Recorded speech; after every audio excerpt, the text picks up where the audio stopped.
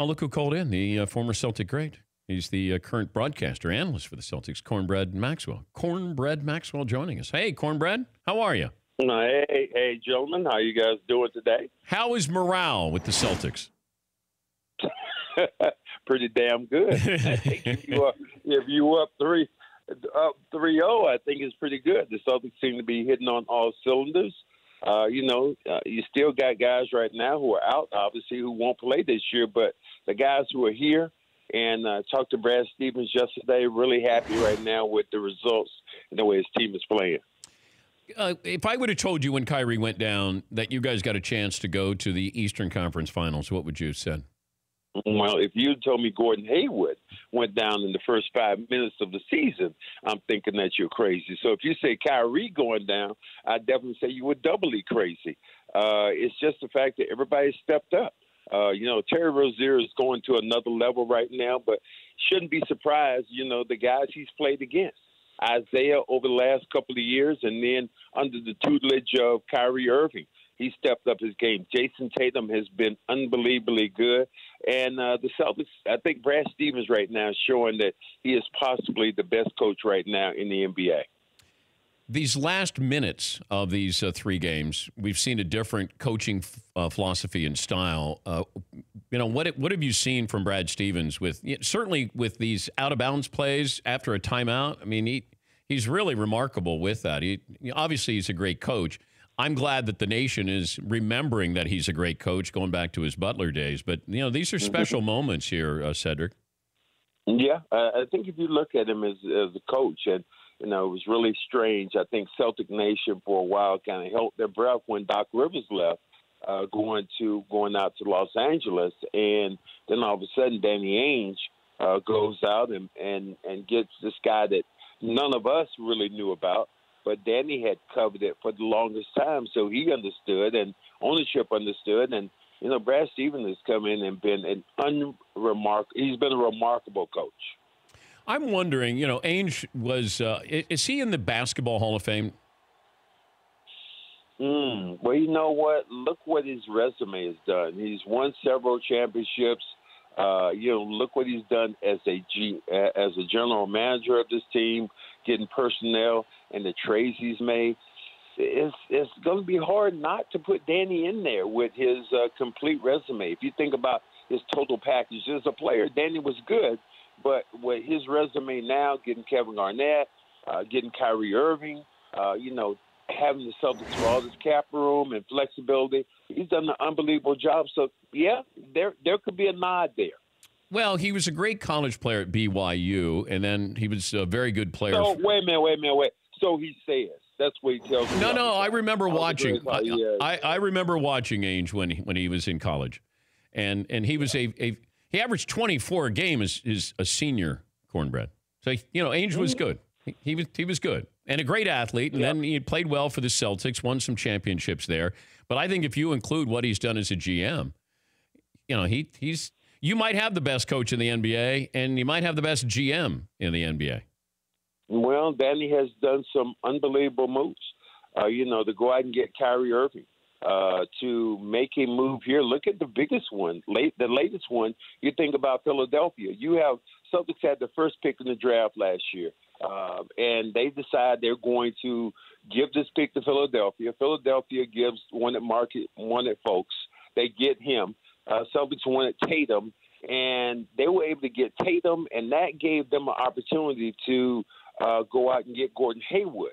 But also in the process, you get Tatum, but you also get a first-round draft choice, which is the LA's pick or Sacramento next year. So the Celtics really are, just have so much flexibility, so many good players, so many good things happening. Danny has been that linchpin.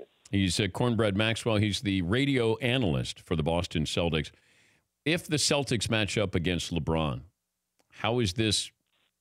They have depth here. They have a variety of guys. Maybe you don't have that one star, but it seems to be working for them. So how does this change things or make Boston even tougher with Cleveland? Well, I think one thing that you do have a home court, so you do start the series out at home. Hopefully, the Celtics, if they're able to get by Philadelphia here, I think that you look at LeBron James he's that guy right now. He's morphed into it. There's something else. I thought there was greatness, but what's the word after greatness? Because LeBron James seemed to have gone there. I've never seen a guy at 32 years old lead the league in minutes played and still have a reservoir of energy to play in the playoffs the way he has. So he's been remarkable.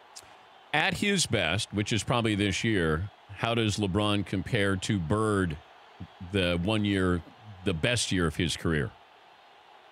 LeBron's best year, I think it would maybe top everybody's best year, even Michael Jordan's best year. Really? Yeah, because I just look the way he plays. He has more rebounds. He has more assists.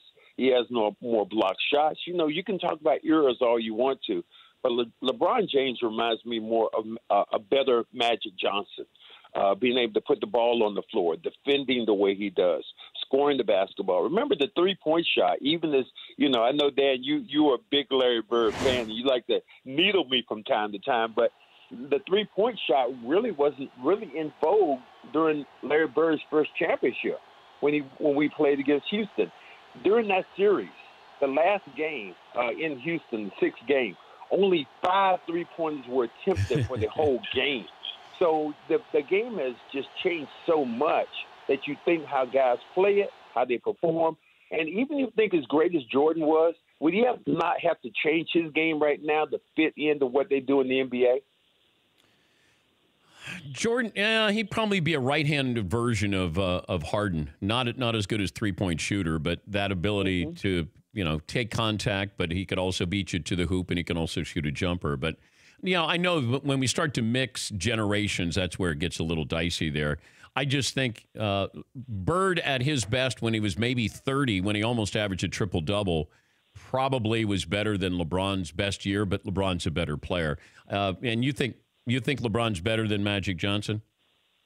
Oh, yeah, I do. Okay. But I just think you start looking at and here's the thing. I don't want to kick at my era because I had a great era that I played in of, Magic and Bird and Jordan and all these different guys I played against. But, you have to give it this due. The greatest player to me of all times that nobody talks about is Hakeem Olajuwon. Yeah. And that's the first guy I'd pick. And the reason I pick it, and tell you right off, because what he did, he controlled both ends of the floor. Jordan controlled the offensive end of the floor. But if you look at Hakeem controlled the offensive end and the defensive end. My last year in the league, I played with Olajuwon, and I think a game that we played against Seattle. He had 46, 25, 8, and 8. That's how great a player he was, and I think that's how dominant he was. But people seem to forget that, and they talk about all these great players, but even now when you look at players, Kobe Bryant went back to train with Olajuwon. LeBron James went back during the offseason to train with Olajuwon. So that just shows you really his greatness on both ends of the floor. Yeah, I'm right there with you with Hakeem. He's my favorite big man of all time, and I think that he's underrated. I really do. I think he was magical. He had great footwork, and thank God he got a couple of titles there. Yeah. Well, Joel Embiid right now. That's what Joel Embiid said. Who he watched. Yeah. Over the years, that's the guy he really got his game patterned after. Was Hakeem Olajuwon.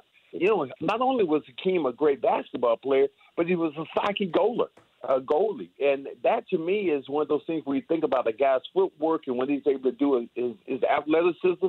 That's how great he was. He was a savant. He could pick up what you would do and do it better than you the next day. That's how great he was. Mikhail gave us a couple of Bird trash talk stories. Do you have one for us before we say goodbye? Like a sneaky one I haven't heard? Because Mikhail was pretty good with his Bird trash talk stories. Well, only trash talk I think about Larry Bird is the first time I ever saw him play. And the first day he walked into camp. And that year I had averaged 19 points a game, and we get Larry Bird, and I'm sitting over there on the big stage, and Larry walks in, and I give the slow clap. I'm going, okay, here it comes. Great white hope. Here we go. So we get on the court. and now I have to guard Bird. I'm guarding from about 10 feet away, hands down, swish. I was like, okay, maybe I was a lucky shot. The closer I got, the more he started to drain shots. I remember leaving practice that day, walking to the nearest black person I could find and going, you know what, that damn white guy can play. So that would be mine. Not the trash talk he did, but was the trash talk I did and how he shut my mouth as a player. You know, sometimes as black players, we have this arrogance that we were so much better than white players. I happen to play with the greatest two white players of all time put together on one team, McHale and Bird. So I think that was God's way of showing my ignorance. Son, this is what I'm going to show you right now. Martin Luther King, my foot. This is what I'm going to show you, okay? Cedric, good to talk to you. Have fun tonight. Always good to visit with you. All right, guys, have a good one. That's Cornbread Maxwell. For more Dan Patrick Show, tune to Audience Channel 239 on DirecTV or download the Dan Patrick Show app.